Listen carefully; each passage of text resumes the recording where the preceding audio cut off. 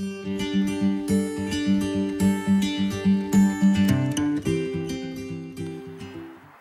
voilà un parasite assez rare à trouver, que l'on ne peut trouver que par chance, c'est la poule des bois. La poule des bois, c'est un parasite en fait qui va prendre naissance dans les essences comme le chêne, le châtaignier, le hêtre et d'autres sortes de feuillus. Comme je vous dis, c'est assez rare d'en trouver. Celui-ci est jeune et il est énorme. On voit qu'il est très très grand. Je vous montre à côté mon panier ce que ça fait. Mon panier est vraiment tout petit par rapport aux champignons qui se trouvent là. C'est un champignon qui peut faire de 20 jusqu'à 50 cm de diamètre. Je pense que là on est même quasi plus que 50 cm de diamètre et il est encore jeune. Alors en général, quand le champignon est jeune, il a, si vous voulez, les réceptacles qui sont comme ça un peu imbriqués très fortement et spatulés en forme d'éventail. Ensuite ici la chair, le dessus est brun crème clair. Il a un parfum pour ma part de poulet fumé. C'est vraiment impressionnant le parfum qu'il a. Et le dessous, ce sont donc c'est blanc et ce sont des porcs forcément, étant donné que c'est ça fait partie il fait partie de la famille des polypores. Donc son nom c'est Griffola frondosa. Et le nom vernaculaire qu'on lui donne en général c'est poule des bois. Si vous en trouvez, prenez-en une partie, pas tout. C'est essentiel qu'il puisse aussi lui faire sa vie et donc continuer à procréer.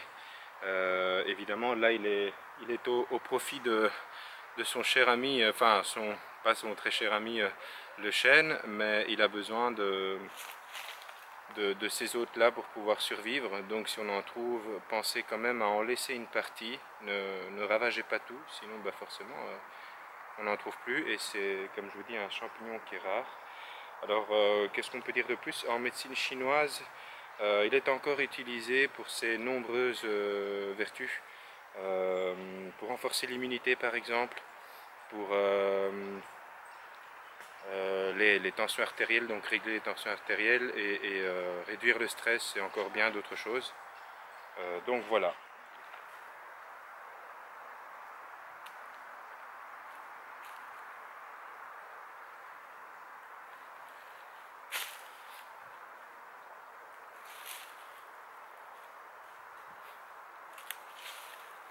Et voilà, c'est un champignon qui peut arriver parfois même jusqu'à 20 kg de poids, donc c'est énorme. C'est toujours bien j'insiste, de mettre tout type de champignons dans un panier plutôt qu'un sac plastique. Le panier en osier est préférable et même souhaité et conseillé, hein. Comme ça il permet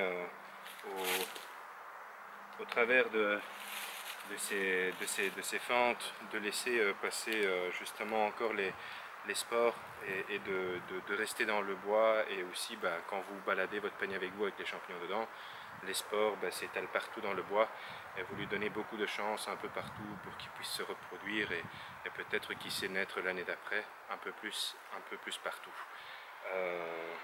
Donc voilà, ça, et pas de sac en plastique. Le sac en plastique à bannir parce que déjà c'est chimique et donc il va créer une réaction avec le champignon qui est vivant, en quelque sorte le faire vite moisir, dépérir, et donc vraiment les sacs plastiques à bannir.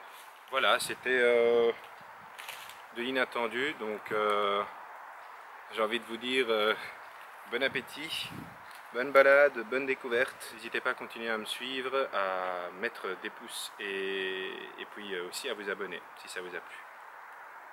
A bientôt.